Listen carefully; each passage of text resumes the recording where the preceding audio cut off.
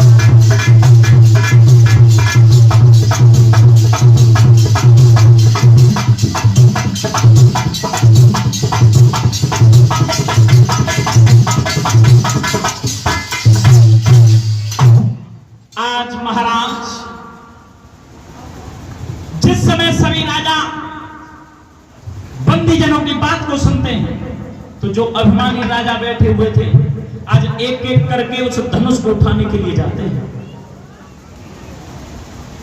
और जैसे ही उस धनुष को उठाने के लिए जाते हैं एक एक करके उस धनुष को उठाने लगे हैं लेकिन किसी भी राजा से वो धनुष नहीं उठा सचन भैया।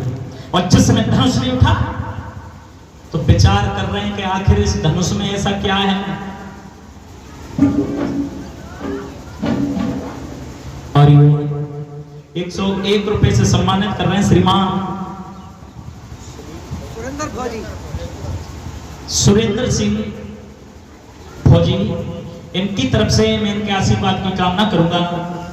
भगवान ऐसे भक्तों के हाथ सदैव धर्म की ओर बढ़ाए रखे। जिस समय किसी भी राजा पर वो धनुष नहीं उठा तो राजा विचार करने लगे कि आखिर इस धनुष में ऐसा क्या है किसी भी राजा से नहीं उठा। तो सभी राजा और मन में विचार करने लगे और कहा विचार करो गुरुदेव। अरे सोचने लगे भूप भलधारी सोचने लगे भूप भलधारी सोचने लगे भूप भलधारी सोचने लगे भूप भलधारी सभी भैया सभा में खोरिए सभी भैया सभा में खोरिए सभी भैया सभा में खोरिए सभी भैया सभा में खोरिए। अरे साने ये कली बिचारी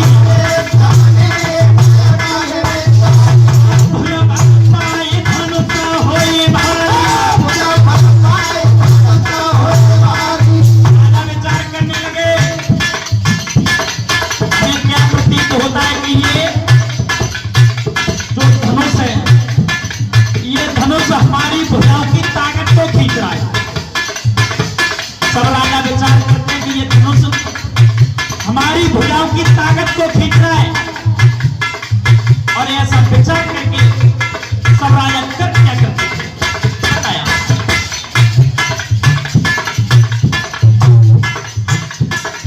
राजा मन में करे विचार,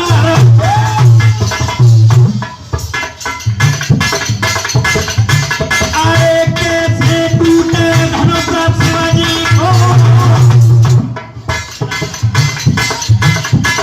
अरे तब लागे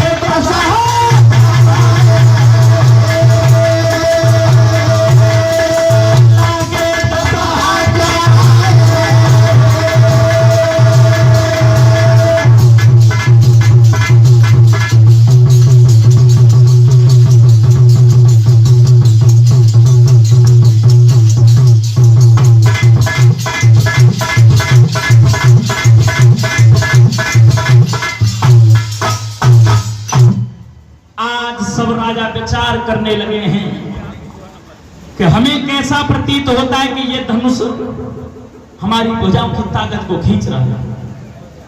उसी समय सब राजाओं ने विचार किया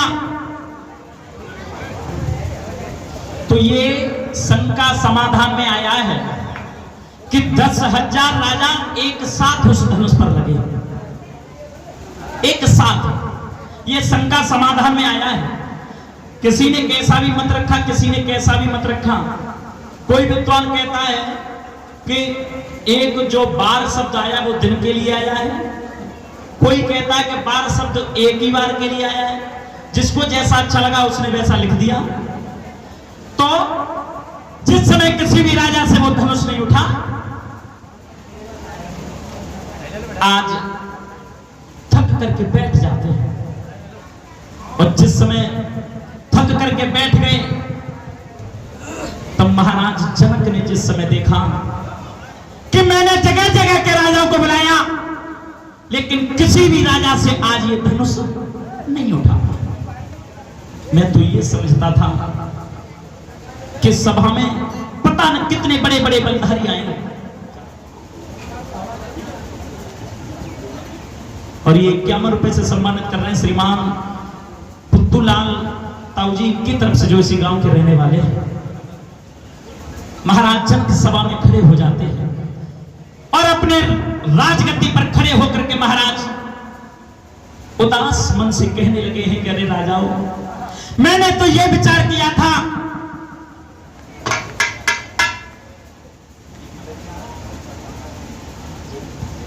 और ये 101 रुपए से सम्मानित कर रहे हैं श्रीमान राजपाल सिंह फौजी बाबा जी, इनकी तरफ से, जो इसी गांव मौकमपुर के रहने वाले हैं। मैं इनके आशीर्वाद की कामना करूंगा।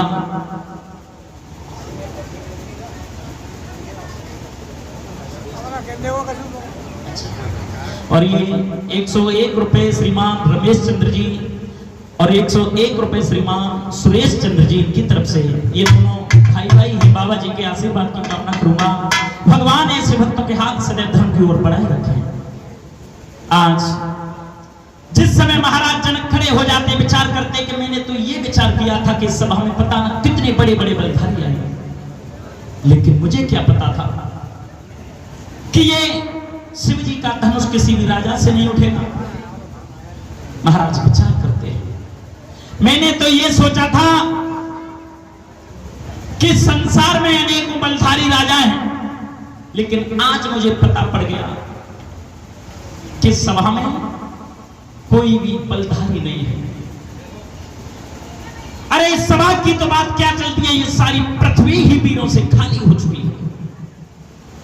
किसी भी राजा पर यह धनुष नहीं उठा।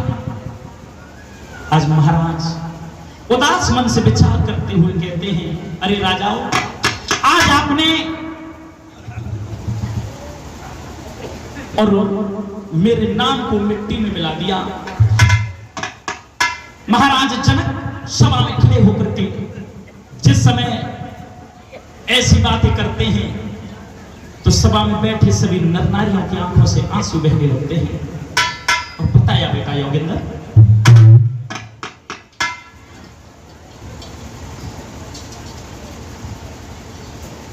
और सुन राजा के बचन सभा में हर कोई दुखी भय का नारा नारी रे।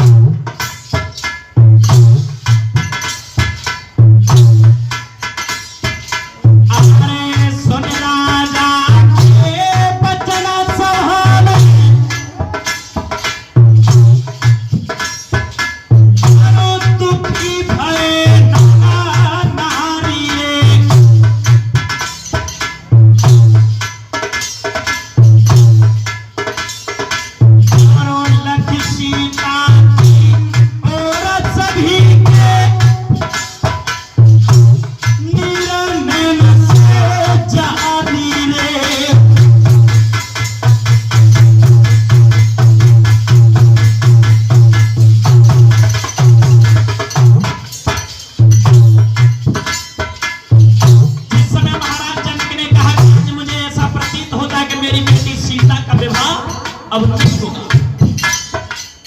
क्योंकि मैंने तो इसलिए शर्त रखी थी, मैंने तो ये विचार किया था पता नहीं कितने बड़े बड़े बलधारी राजा आएंगे, लेकिन मुझे क्या पता। महाराज उदास होकर के कहते हैं प्रभु आज मुझे लगता है कि मेरी बेटी सीता का विवाह नहीं होगा, पूरे संसार में मेरी बेइज्जती हो गई। ये एक धनुष सभी राजाओं से नहीं टूटा। और विचार करते हैं अरे लखी सीता की और सभी के कोई निरंजन से जानी ले।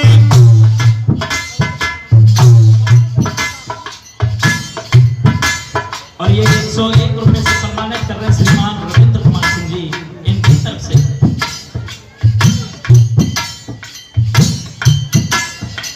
और सुनत बचन को न परो सही चुपे से सही बतानी रे।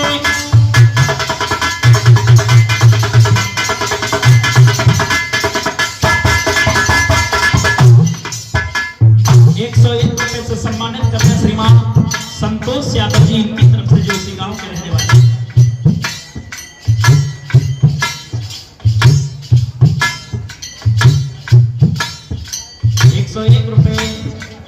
से सम्मानित कर रही है बहन जी सीमा, इनकी तरफ से मैं इनके आशीर्वाद की कामना करूंगा। भगवान ऐसे भक्तों के हाथ से धर्म की ओर अग्रसर करते रहे। जिस समय महाराज जन कहने लगे हैं कि मुझे ऐसा प्रतीत होता है कि सभा में कोई वीर नहीं है, मेरी बेटी सीता कुंवारी रही। सभा में